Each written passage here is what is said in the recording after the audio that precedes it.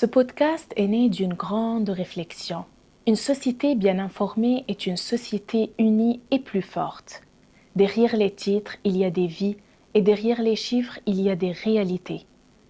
Si ton enfant va bientôt commencer l'école, si il est déjà à l'école, si vous venez d'arriver au Québec, cet épisode est pour toi.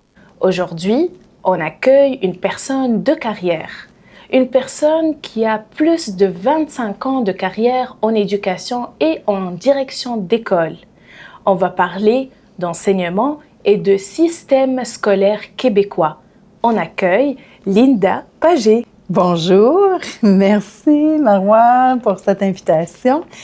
C'est chaud, ça me fait chaud au cœur d'être ici puisque tu parles d'un sujet qui est très précieux pour moi, l'éducation.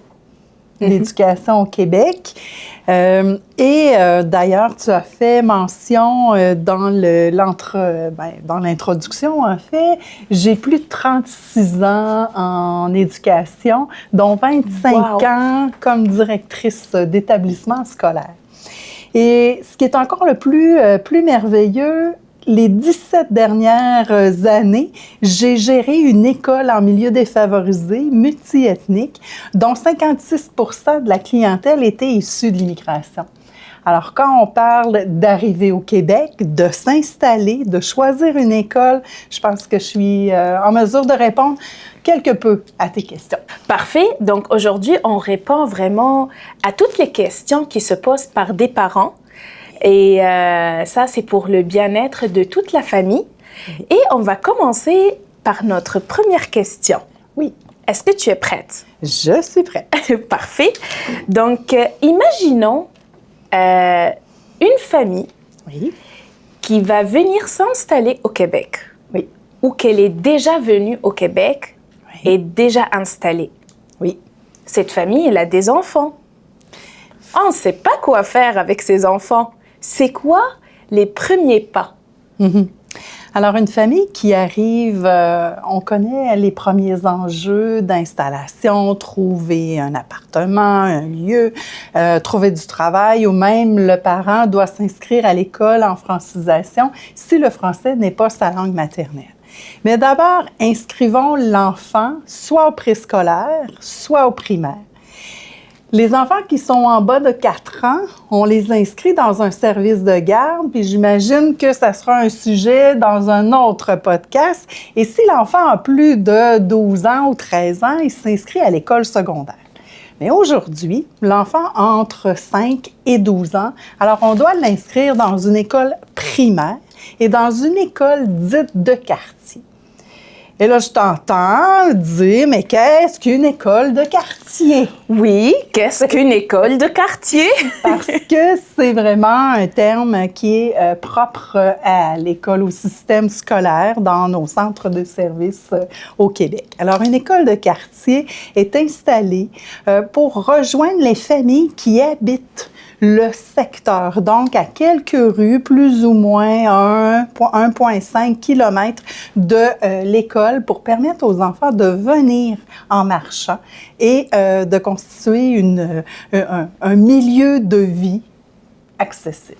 Alors, parfait. Donc, si je comprends bien, après l'installation, là, on fait une petite marche, en découvrant le parc du quartier, là, on peut découvrir aussi l'école du quartier et ça sera l'école de mes enfants. Alors, première chose, effectivement, découvrir, connaître les voisins tout autour et se présenter à l'école. Des temps sont définis. Si l'enfant arrive pendant l'été, qui s'installe dans un logement, on est en juillet ou à août, bien, ce sont les vacances d'été. Alors, même si le parent se présente à l'école, il y a de fortes chances que personne n'y soit. Alors, on peut utiliser le portail, donc l'Internet, et aller voir sur le centre de service de la ville où le parent s'est installé pour commencer à lire quelques informations. Si l'école, donc à partir du 15 août, et ça c'est général pour l'ensemble des villes au Québec, à partir du 15 août, il y a la secrétaire et les membres du personnel administratif sont déjà à l'école. Alors, le parent peut se rendre à l'école qu'il a visitée de l'extérieur. Parfait. Donc là, on a fait la découverte de notre petite ville et notre quartier également. Oui. Mais là, c'est le temps pour aller voir la secrétaire de l'école. Mais qu'est-ce que j'apporte avec moi pour l'inscription de mon enfant? Et là, on parle de documentation. On parle de documents importants, c'est-à-dire l'acte de naissance de l'enfant ou des enfants. On parle de papier d'immigration si c'est le cas et 2 preuves de résidence. Alors, le bail constitue une des preuves, un permis de conduire, un compte d'hydro, par exemple, pour faire voir ou valider l'adresse de résidence. OK, parfait. Je t'ai entendu parler tout à l'heure, tu parlais des services de garde. Oui. Il y en a des personnes qui ne sont pas familiers avec ce genre de concept. Est-ce que tu peux nous définir c'est quoi le service de garde et est-ce que c'est payant, c'est gratuit aussi? Est-ce que c'est une école payante ou c'est une école gratuite? Oui. Avant de répondre à ta question, quand le parent se présente au secrétariat de l'école, alors il va remplir l'inscription au complet et la secrétaire va lui demander d'abord, vous arrivez de quel endroit? Est-ce que l'enfant a fréquenté l'école? Est-ce que l'enfant a un dossier scolaire, un bulletin d'une autre école fréquentée? Et ensuite, dans les questions posées, la question du service de garde va être amenée et le parent devra choisir s'il souhaite inscrire son enfant au service de garde. Et là, on ne parle pas de la garderie ou du centre de la petite enfance. Donc, c'est vraiment pour les enfants qui fréquentent l'école primaire. Donc, qu'est-ce qu'un service de garde? C'est la période où l'élève ou l'enfant est à l'école. Mm-hmm. Si le parent doit aller travailler ou aller aux études, donc de 7h30, généralement jusqu'à 8h, 8h30 du début des classes, la période du dîner, donc quand les enfants sont en pause, si la maman ou le papa n'est pas à la maison pour accueillir l'enfant à la maison pour le dîner, alors l'enfant peut rester à l'école pour le service de garde. Et à la fin de la classe, quand la classe est terminée, l'enfant peut rester à l'école jusqu'au moment où papa et maman viennent, ou grand-maman, parce que des fois, c'est aussi la famille élargie qui viennent chercher l'enfant. Parfait. Donc, on parle de 3 périodes de services de garde qui sont déjà offertes par le service et on parle d'une situation où le parent, il va commencer le travail très tôt le matin. Donc, le service sera disponible à 7h30 jusqu'à l'ouverture des classes avec l'enseignante ou l'enseignant. Et là, on parle aussi de l'heure de midi, qui est de 11h30, c'est ça, à midi? C'est variable. C'est variable d'une école à l'autre. Oui. Jusqu'à 13h, lorsque l'enfant recommence son école, et après, de 3h30 jusqu'à 5h30? À peu près. À peu près ça. Oui. Parfait. Mais si, Linda, le parent fait ses devoirs envers l'école, mais l'école répond par « on n'a pas de place à l'école ». Là, on parle d'inscription. Oui, alors, on parle toujours d'inscription. L'inscription est faite.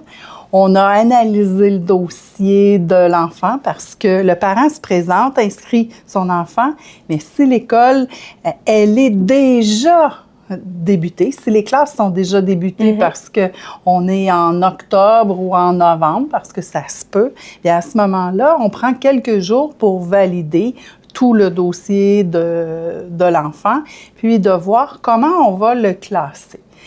Dans la perspective du manque de place. Alors, si l'enfant est inscrit dans un niveau, et là, je donnerai un exemple, 3e année, et que dans l'école de quartier, dans la classe de 3e année, toutes les places sont prises. Alors, il y a un nombre. Dans un milieu défavorisé, c'est le maximum est 20 enfants. Dans d'autres milieux, ça sera 24. Alors, si l'ensemble des places sont prises, nous devrons regarder avec le centre de service pour trouver une école près, le plus près possible de l'école de quartier, et on transférera à ce moment-là l'enfant dans un autre milieu pour qu'il puisse recevoir son éducation. Parfait. Et j'imagine, lorsqu'on parle de transfert de dossier, on parle de transport. Oui, tout à fait. Est-ce que tu peux nous parler un petit peu du transport et aussi si tu as une idée par rapport au coût du transport parce que c'est payant? Bon, l'école au Québec, elle est gratuite. Déjà en partant, elle est gratuite. On ne parle pas de vêtements. Ici, le parent est en charge d'acheter les vêtements, d'acheter les espadrilles, le sac d'école, les fournitures pour le travail. Alors, cette partie-là, mais l'éducation comme telle, elle est gratuite. Le transport, si l'enfant doit être transporté d'une école parce que la place n'est pas disponible pour cet enfant, le transport, il est gratuit. OK. Le service de garde, c'est un service qui est payant. Donc, le parent qui demande une inscription doit payer les frais. Alors, transport gratuit, si c'est l'école qui transfère l'enfant dans un autre milieu, le transport est fourni. Le service de garde, il est payant et les articles scolaires sont achetés par le parent. Parfait. Ben, j'imagine, c'est comme chaque pays, les vêtements, la fourniture scolaire et tout ça, c'est fourni par les parents. Je pense que Québec ne fait pas l'exception. Parfait. Donc, est-ce que tu as une idée sur le coût de transport à peu près? Le transport, oui. Lors d'un transfert administratif, si l'école choisit, si l'école ne peut l'accueillir par manque de capacité, le transport, il est gratuit. Si le parent décidait de demander, pour toutes sortes de raisons, qu'il voudrait, parce que l'hiver au Québec, il fait froid, parfois la neige, ça peut faire peur à certaines familles. Puis moi, je vous dis, bien, n'ayez pas peur parce que c'est quand même une belle saison, l'hiver, et il faut s'intégrer, il faut s'inclure dans la culture québécoise, et l'hiver n'en fait partie. Mais pour un parent, les premiers hivers peuvent être assez impressionnants. Alors, certains font la demande. Et là, c'est un transport élargi. Et on doit en faire la demande par écrit et un frais est chargé à ce moment-là. Puis, ce n'est pas parce que le parent demande le transport que le transport lui est fourni. Alors, tout dépend encore là de la disponibilité et du trajet. OK, parfait. Donc là, on parle d'un enfant bien inscrit, bien installé. Oui. Et on parle de la première journée de l'école. On se rend compte que dans l'adaptation de l'enfant parle peu le français. On entend parler des classes de francisation et tout genre de classes. Est-ce que tu peux nous expliquer c'est quoi le centre de service offre comme service pour ces enfants? Bon, lors de l'inscription, la secrétaire ou la personne qui accueille l'enfant, le parent, parce que souvent le parent amène l'enfant, on demande si le français est une langue parlée ou comprise à la maison par l'enfant. Dans le cas où la réponse, elle est négative, Le dossier est monté, on a parlé d'acte de naissance, les papiers d'immigration. Si l'enfant a fréquenté une école dans son pays, on récupère le dossier. Et tout ça est acheminé au centre de service de la ville où un conseiller pédagogique accueillera la famille dans un autre rendez-vous, accueillera la famille avec le dossier et on procédera à une évaluation pour valider les acquis, les apprentissages réalisés par l'enfant.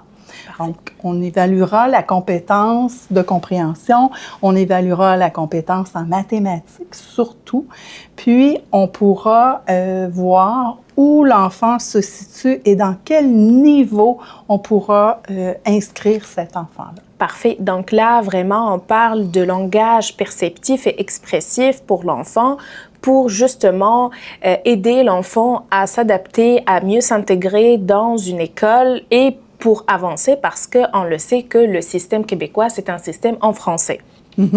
Parfait. Exactement. Mais si l'enfant ne parle pas le français? C'est dans le cas où un enfant ne parle pas le français, alors le conseiller ou la conseillère pédagogique en fera une recommandation de fréquentation d'une classe dite d'accueil. Et c'est une classe d'accueil ou une classe d'intégration amène l'enfant à apprendre la langue du Québec, donc le français, la compréhension à un certain niveau, tout en poursuivant ses apprentissages en autonomie, ses stratégies, les mathématiques, l'effort aussi, les tâches, puis acquérir un certain niveau fonctionnel de français. Parfait. Et lorsqu'on parle de francisation ou des classes d'accueil, on parle aussi de la disponibilité des places pour ces classes-là. Alors, c'est très juste ce que tu dis, Marois, parce que les classes d'intégration, elles sont subventionnées à la fois par le ministère de l'Éducation, mais également par le ministère de l'Immigration. Alors, certaines place, la disponibilité peut faire en sorte que si l'enfant arrive, par exemple, en décembre ou en février, que les places soient déjà remplies. Donc, on va à ce moment-là pas dire aux parents votre enfant reste à la maison, soyez sans crainte, l'enfant ira à l'école. Donc, tu rassures tous les parents là que leurs enfants seront scolarisés, quoi que ce soit. Exactement. Parfait. Alors ça, c'est important que ça soit dit. Tous les enfants ont l'obligation de fréquenter l'école au Québec.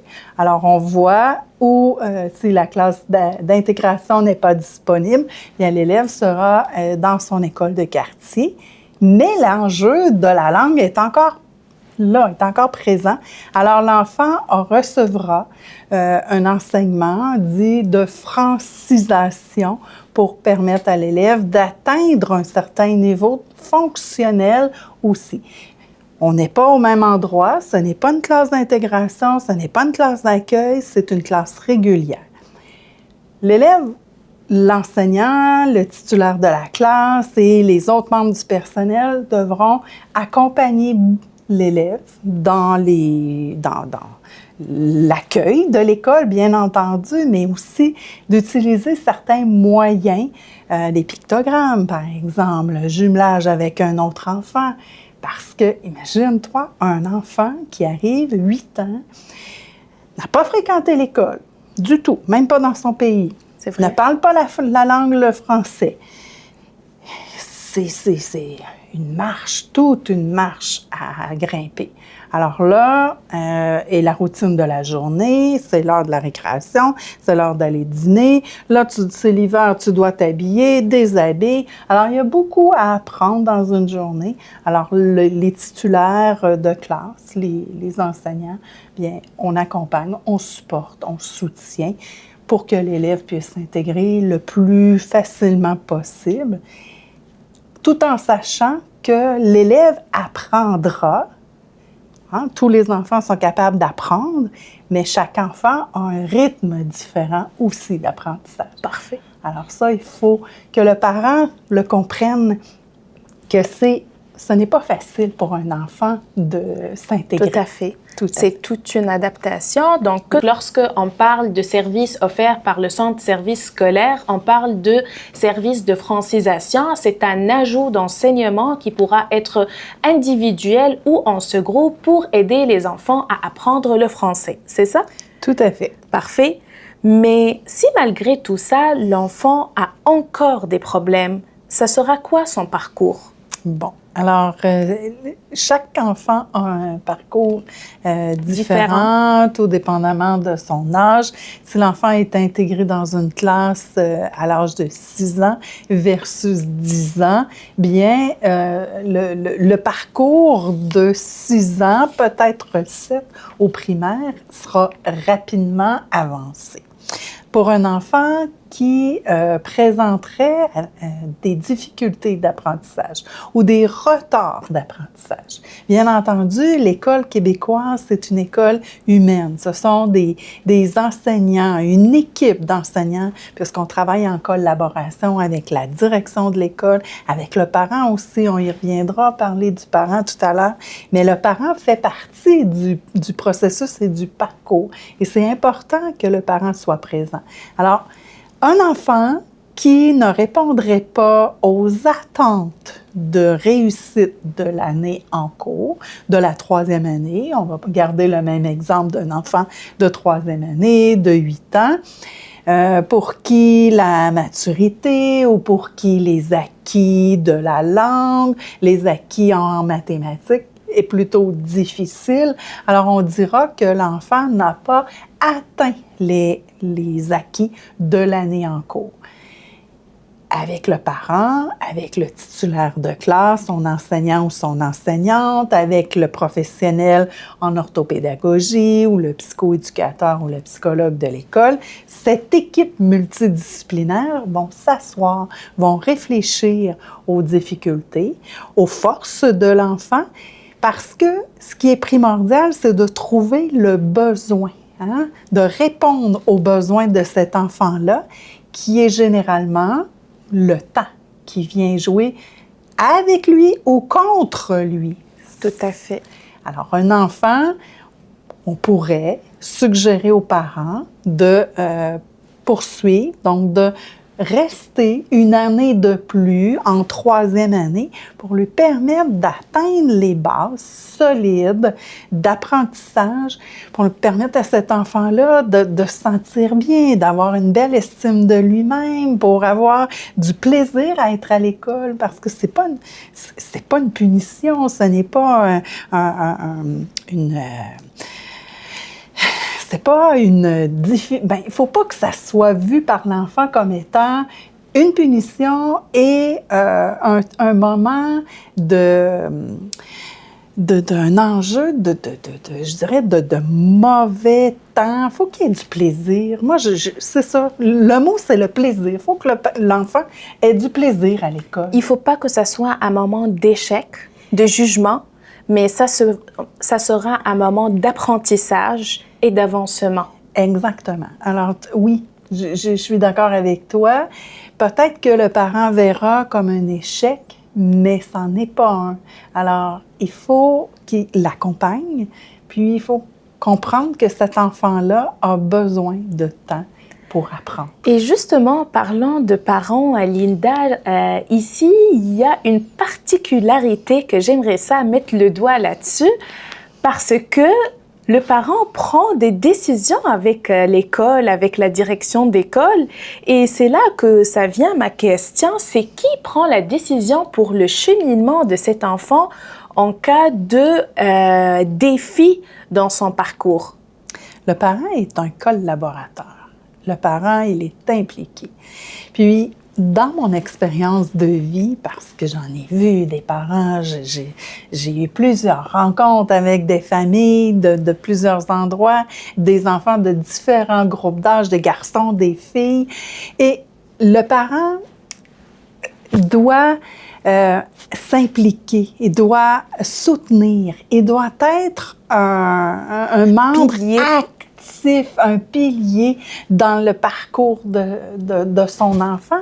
Puis je m'amuse toujours à dire, vous êtes le meilleur, vous êtes la personne la mieux placée pour répondre aux besoins. Vous le connaissez mieux que nous. Alors, pour rassurer aussi l'enfant, hein? Oui, rassurer, mais également inclure le parent parce que l'apprentissage se fait 24 heures sur 24. Donc, à la maison, l'école doit être en complémentarité. Alors, on doit parler le même langage, on doit s'encourager, on doit se faire confiance. C'est un mot, la confiance. Donc, ce qui se passe à l'école avec l'enseignant, la communication d'un côté à la famille. Alors, de ne pas avoir peur de faire équipe avec les membres du personnel. Parfait. Et d'ailleurs, Linda, tu as parlé de l'orthopédagogie, psychoéducation. Est-ce que tu peux nous définir c'est quoi un orthopédagogue, c'est quoi un service d'orthopédagogie, c'est quoi un psychoéducateur, c'est quoi le rôle d'un psychologue au sein de l'école, c'est quoi le rôle de la direction, c'est quoi le rôle de l'éducatrice ou l'éducateur spécialisé? Est-ce que tu peux nous définir ces rôles-là? Tu touches à quelque chose de vraiment important. Le rôle de la direction. Je vais commencer comme ça parce que c'est mon rôle d'être une directrice. Oui, à l'école, au Québec, la direction de l'école est impliquée. Ce n'est pas une personne qui est dans son bureau à préparer des dossiers ou à gérer le budget. Oui, on le fait. Mais avant tout, on est une personne impliquée dans le parcours, dans le processus d'apprentissage. On fait équipe avec les enseignants, on fait équipe avec les professionnels, l'orthopédagogue qui est le ou la spécialiste de l'apprentissage. Alors, un élève qui présente des difficultés d'apprentissage, on pourrait consulter, l'intégrer dans nos discussions pour mieux comprendre le défi d'un enfant. Pourquoi l'enfant présente des difficultés à apprendre une telle notion ou une telle stratégie? Dans certains cas, c'est pas tant la connaissance qui manque à l'enfant, mais la confiance en soi, son image, c'est la gestion des émotions, c'est la gestion des comportements. Alors là, on ira plus interpeller un psychoéducateur. Et si on veut aller plus loin pour comprendre mieux le processus complet, on interpellera un psychologue. Mais nos rencontres, dans mon expérience, puis pour que l'école soit vivante et qu'on s'intéresse réellement au parcours d'un élève, toutes ces personnes doivent être réunies quand on fait un plan d'intervention ou quand on questionne les raisons qui marquent un défi pour un enfant. Parfait. Parfait, tu as répondu parfaitement à ma question. Et avant de parler du plan d'intervention, justement, j'aimerais te poser la question si, par exemple, un parent, il a rencontré des défis avec son enfant ou ses enfants et il veut parler avec soit l'enseignante, l'enseignant ou la direction d'école. C'est quoi les démarches à faire? On a tendance toujours à avoir des problèmes de manque de compréhension de ce système. Pour mieux guider, accompagner les parents dans ce podcast, qu'est-ce qu'on peut leur offrir comme voie d'accompagnement à suivre? D'abord, le parent doit être présent, de se renseigner. Qui est l'enseignant de son garçon, de sa fille, de se présenter à l'école aux rencontres de bulletins, d'informations, aux activités sociales ou sportives autour de la vie de la classe de son enfant. Venir même dans la classe pour vivre des activités de cuisine, de lecture, peu importe, chaque école a certaines activités autour de la classe de l'enfant. Exactement. Et puis le parent, plus il va s'impliquer, plus l'enfant va voir également comment le parent trouve son parcours intéressant, puis impliqué, alors l'enfant va saisir, dire, ah, mais mon parent, il est là, mon parent, il m'accompagne, mon parent, il trouve beau le dessin ou la lecture ou la tâche que je viens d'accomplir. Alors, c'est plus facile de saisir et d'accompagner son enfant. Puis en même temps, quand on vit des réussites ensemble, parents-enfants avec l'enseignant, bien, quand arrivent des moments plus difficiles, bien, c'est plus facile de se parler parce qu'on se connaît. On a appris à vivre des moments ensemble. Puis le parent, je sais que ça peut être imposant, ça peut être parfois gênant parce que on veut que nos enfants soient les plus beaux, les plus fins, les meilleurs du monde. Je le sais, on veut tous ça en tant que parents. Mais en même temps, il faut travailler en équipe parce que chacun a sa force. Un enseignant enseigne. Un parent, un ingénieur, bien, travaille dans son milieu. Alors chacun est expert dans son monde, puis moi, je ne peux pas me substituer à un ingénieur ou un électricien, je ne le connais pas. Mais enseigner, puis accompagner des enseignants, des équipes, ça fait partie de mon expertise. Alors, il faut apprendre à se faire confiance. Parfait.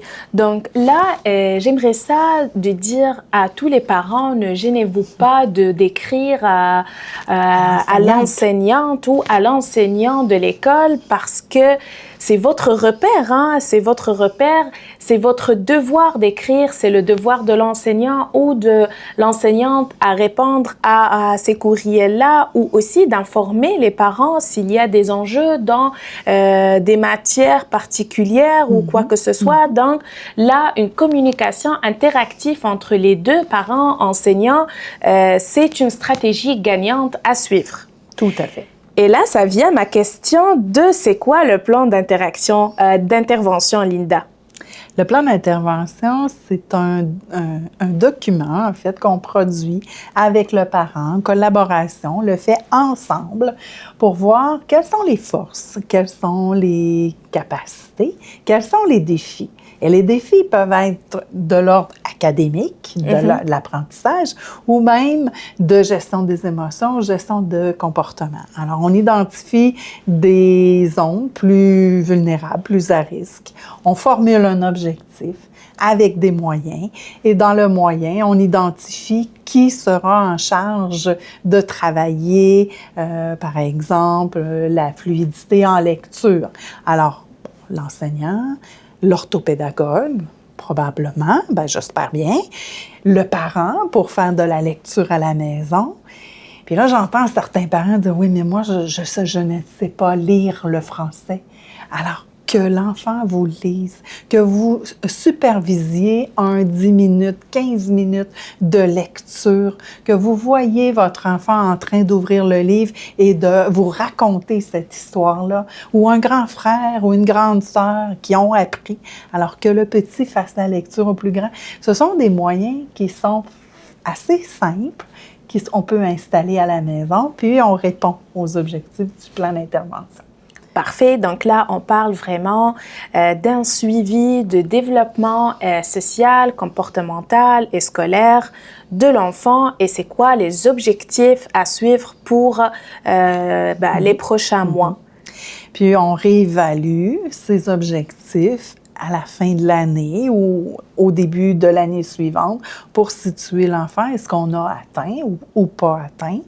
Puis là, ensuite, bien, on module, on modifie selon l'atteinte et certains moyens pourraient être ajoutés si la difficulté persiste. Et si l'enfant réussit bien, tout simplement, le plan d'intervention, il est retiré parce que l'enfant n'en a plus besoin. Parfait. Tout à fait. J'aimerais ça ajouter que le parent aussi sera invité à cette réunion pour lui présenter le plan d'intervention et il va signer aussi. Pas le présenter, pour le faire avec l'équipe. Oui, c'est ça. Ça, c'est une bonne précision.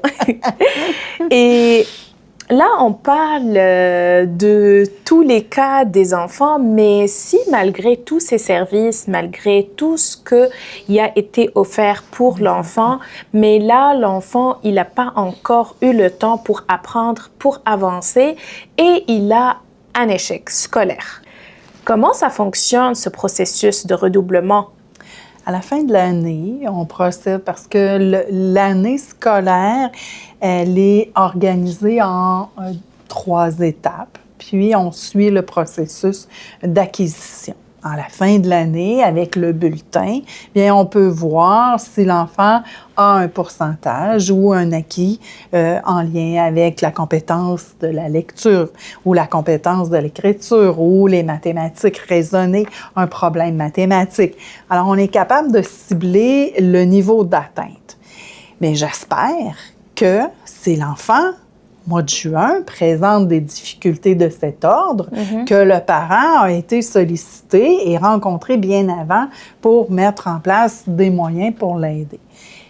Alors, généralement, au printemps, on est assez capable de dire si l'élève sera en échec ou si on recommande une reprise d'année. Mais l'échec et la reprise d'année n'est pas une punition. Alors, il faut comprendre que c'est pour permettre à l'élève d'acquérir des connaissances, des compétences. Et là, on proposera avec le parent pour voir si c'est nécessaire et comment le parent le voit, que l'enfant reste dans la même classe pour poursuivre ses apprentissages. C'est ça, c'est particulier parce que le parent aussi participe à la décision.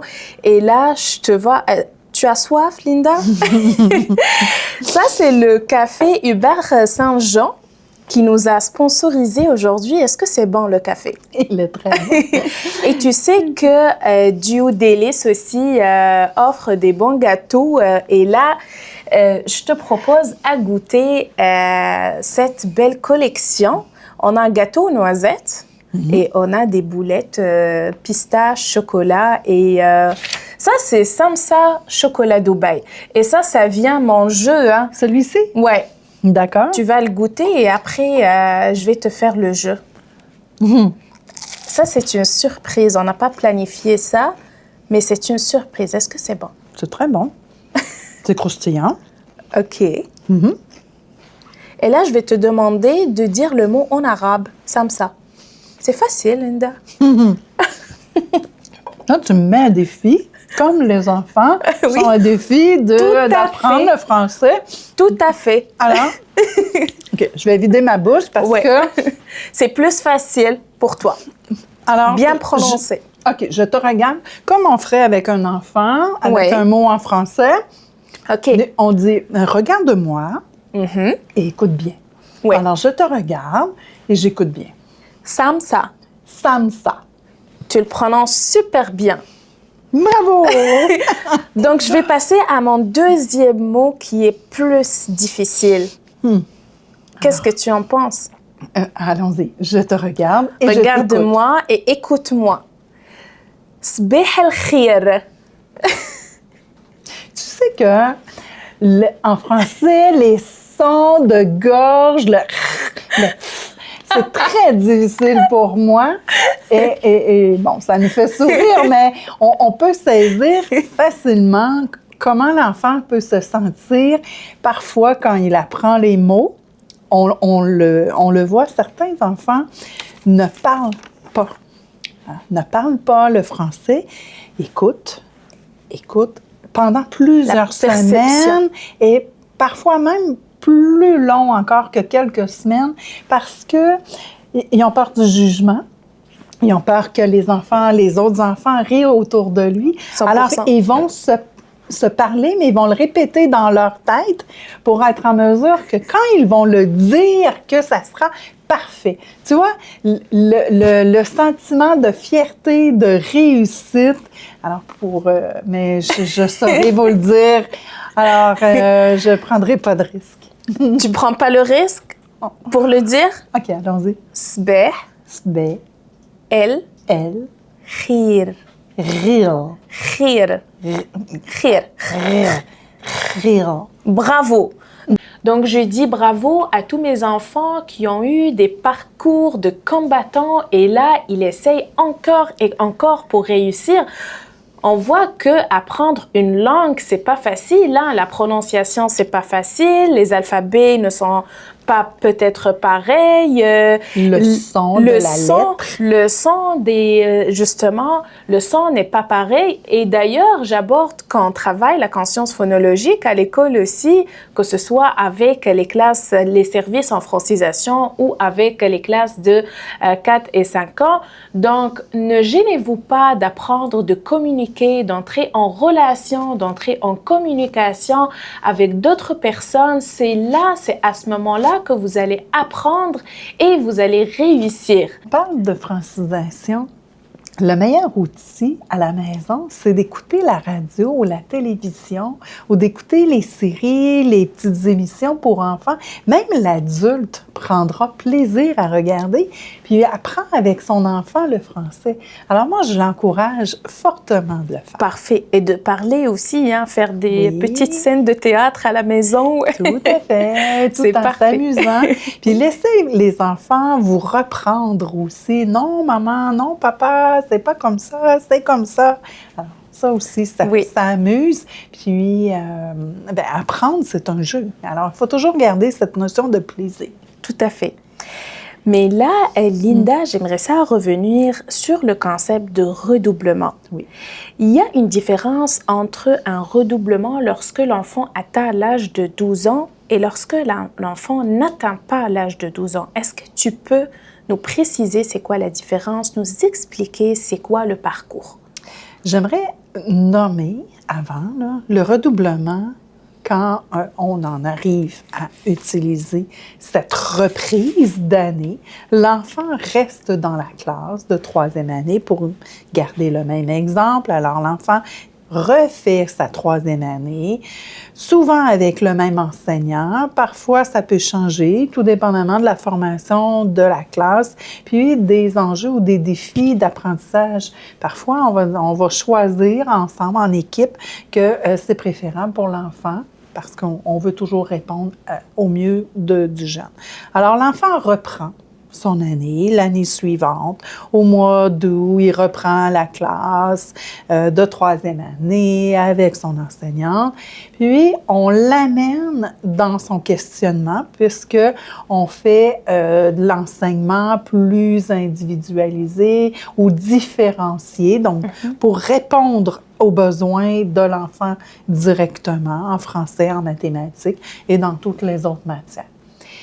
Ce qui amène à la fin du parcours de la 6e année, forcément, peut-être à plus de 12 ans. Puis dans le système scolaire québécois, bien, le passage au secondaire, à l'école secondaire, se fait à l'âge de 13 ans, généralement, tout au plus, et dans des cas d'exception exceptionnels, et là je répète parce que ce sont des cas d'exception, en équipe, primaire, avec l'enseignement spécialisé, les professionnels, mais aussi avec l'école secondaire, on pourrait décider de le garder plus longtemps. Mais généralement, à 13 ans, l'enfant est rendu au secondaire. Parfait. Si l'enfant n'a pas atteint les acquis de la classe de 6e année pour toutes sortes de raisons. Parce qu'il est arrivé à l'école à 10 ans et demi, en 4e année, n'avait pas fréquenté l'école auparavant, donc n'a pas atteint les objectifs. Pour X raisons. Pour X raisons, bien, l'enfant va poursuivre ses apprentissages dans une classe au secondaire, dite une classe d'adaptation scolaire. Parce qu'il ne peut s'asseoir sur une chaise de secondaire 1 en n'ayant pas les acquis de la classe primaire. Parfait. Donc, j'imagine que les enfants, les parents qui nous écoutent aujourd'hui, peut-être ils ont eu peur de l'échec scolaire et peut-être la classe d'adaptation scolaire est une classe stigmatisée, si on peut dire ça comme ça. Qu'est-ce qu'on peut dire par rapport à ça? Et pour le service de l'adaptation scolaire aussi, on parle de classe de communication, classe de troubles de l'apprentissage, classe de troubles du spectre de l'autisme. Donc, tout ce genre de classe et le parent qui ne comprend pas les particularités de ces classes-là, qu'est-ce qu'on peut lui offrir aujourd'hui comme information? Là, il y a plusieurs éléments dans ta question, Marois, parce qu'un enfant ayant un plan d'intervention de type difficulté d'apprentissage, mais l'enfant est capable d'apprendre, c'est juste qu'il n'a pas eu le temps suffisamment pour atteindre les objectifs. Parfait. Donc ça, c'est vraiment difficulté d'apprentissage et retard d'apprentissage. Mais là, si on parle de troubles neurodéveloppementaux comme des troubles de l'apprentissage ou troubles du spectre de l'autisme ou TDA, TDAH, là, c'est quoi les classes qui sont offertes? Selon les centres de services scolaires, dans les écoles secondaires, différentes classes sont proposées, des classes de communication, des classes du trouble du spectre de l'autisme, bon, des classes généralement de différents niveaux de groupe d'âge là, associés aux difficultés énoncées. Puis, ces diagnostics sont donnés par les spécialistes de la santé. Alors, c'est en collaboration avec le milieu scolaire que l'accompagnement et le cheminement scolaire est décidé pour ces enfants-là. Puis, bien entendu, on dit en collaboration avec le milieu scolaire, mais la famille, puisque le parent reste le premier responsable et le premier répondant du bien-être de son enfant. Parfait. Donc, si je résume bien et pour aussi clarifier ces classes-là, lorsque je parle de classe com, classe de communication, là, on parle vraiment de troubles de langage vraiment sévères parce que les classifications légers à moyens, là, c'est vraiment dans des classes régulières et les enfants sont accompagnés avec des spécialistes. Mais lorsque on parle de diagnostic sévère, on parle de classes spécialisées comme troubles de langage sévères, on parle de classe com ou classe pour troubles d'apprentissage. Ou déficience. Déficience intellectuelle, oui, tout à fait. Lorsqu'on parle de troubles de l'apprentissage sévère, c'est aussi, il y a une classe spécialisée pour les troubles de l'apprentissage parce que c'est différent. Lorsqu'on parle de troubles de comportement aussi, sévère, on parle aussi de classe de troubles de comportement ou TSA sévère. On parle aussi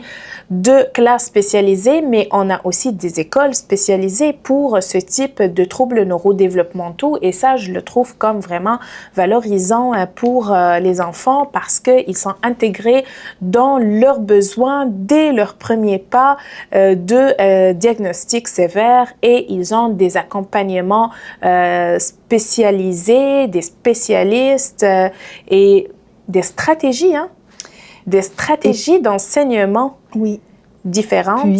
Puis, j'oserais te reprendre sur quelques points dans le sens où, selon la grandeur, la grosseur du centre de service, oui, certaines classes, oui, certaines écoles spécialisées, mais ce n'est pas répandu à l'ensemble du Québec. Puis pour en arriver pour un parent qui voit son enfant cheminer, mais avec certaines différences de d'autres enfants, bien, il faut être patient. Il faut être patient, il faut être présent, il faut toujours, on parle d'être présent, encadrant, d'être amoureux de son enfant, puis de croire en lui, même si les différences sont plus marquées. Parfait. Là, j'aimerais ça terminer avec l'âge de 12 ans et le redoublement et sur quelles mesures, sur quels critères vous prenez la décision pour que l'enfant aille dans une classe d'adaptation scolaire au secondaire ou restent encore à l'âge de 13 ans à l'école dans certains cas. Parce qu'il y a différents volets et le volet de la morphologie physique qui était interpellé dans notre conversation, que je trouve ça important, et une grande pensée à l'enfant là-dessus. Est-ce que tu peux me parler un petit peu de ça? Bien, dans le parcours d'un enfant, dans le passage primaire-secondaire, clairement, il y a des présentations qui se font de l'école primaire à l'équipe de l'école au secondaire. Alors, on parle des enfants pour qu'eux apprennent bien, à mieux les connaître, mais aussi à former leur groupe selon une organisation scolaire qui sera au service de l'élève. Parce que c'est depuis le début de notre discussion, on est toujours là pour le mieux-être de l'enfant qui est au centre. Donc, on présente le dossier scolaire. Dans certains cas, puis ce sont des mesures dites exceptionnelles, puis c'est important de le rappeler, qu'on décidera ensemble avec le parent si l'enfant poursuit au secondaire sans avoir les acquis du primaire, parce qu'il a 13 ans et demi, parce qu'il a 12 ans, il n'a pas les acquis, mais c'est au niveau de la maturité, au niveau des grands frères ou du milieu familial ou du milieu social, on pense que c'est la meilleure décision de l'envoyer au secondaire, mais c'est du cas par cas. Donc, Parfait. Chaque enfant a une réflexion individuelle à faire. On ne peut pas prendre un guide puis de suivre le numéro 1 jusqu'à 10 pour dire, voilà, c'est la recette. Non, ça ne se fait pas comme ça. Parfait. Ben moi, je le dis toujours, il n'y a pas une recette qui est servie à tout le monde, mais il y a vraiment du cas par cas et chaque dossier est analysé de façon spécifique et individualisée. Et là, le temps... Puis j'ai envie de dire que le système scolaire québécois, il est complexe. Malgré tout, il est complexe. Il reste humain, il est structuré. Puis l'idée dans tout ça, c'est d'offrir le meilleur espace pour que l'élève puisse s'épanouir et apprendre. Parfait.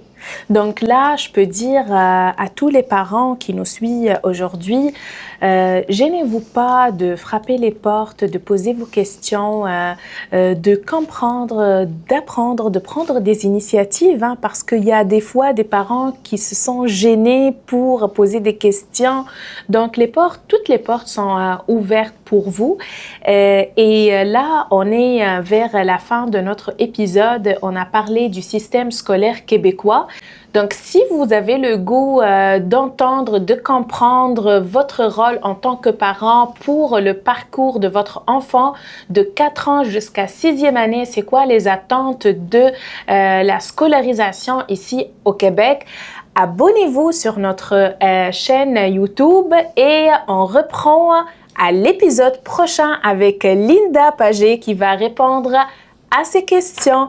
Merci beaucoup, Linda. J'apprécie votre présence. Merci pour ta générosité envers moi, envers le public, envers les parents. Merci pour toute cette carrière riche que tu as traversée avec beaucoup d'amour, avec beaucoup de couleurs.